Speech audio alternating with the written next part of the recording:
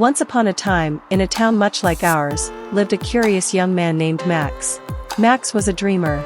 Every night, his dreams painted a fantastical world filled with whimsical creatures, enchanted forests, and magical adventures.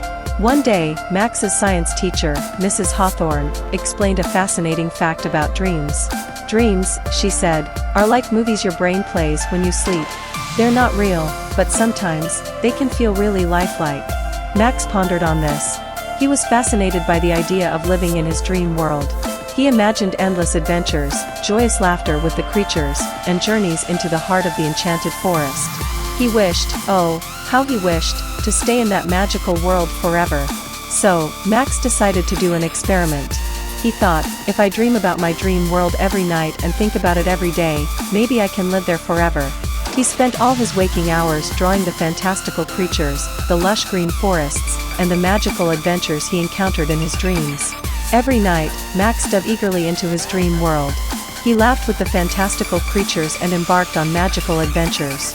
Every morning, he would wake up and remember every detail, trying his best to pull the dream world into his reality. For a while, it seemed like Max was living in two worlds. But soon, he began to notice a problem. Even though he loved his dream world, he started missing out on his real life. He missed his friends' laughter, the warmth of his family, the feeling of the sun on his skin, and even Mrs. Hawthorne's fascinating science facts. Max realized that he was not truly stuck in the dream world, but he had allowed it to take over his reality. Dreams were beautiful, but they were not the same as real life. He understood that he didn't have to choose between his dream world and the real world. He could enjoy his dreams, yet also embrace and appreciate the wonders of his everyday life. And so, Max found a balance. He visited his dream world every night, savoring the magic and the adventures. And every day, he lived fully in the real world, cherishing the love of his family and friends, and the beauty around him. In the end, Max discovered that even though it can be fun to escape to the dream world, it's important to live in the real world.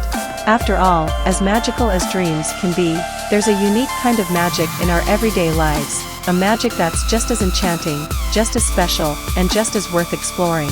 And the best part? You don't have to be asleep to experience it.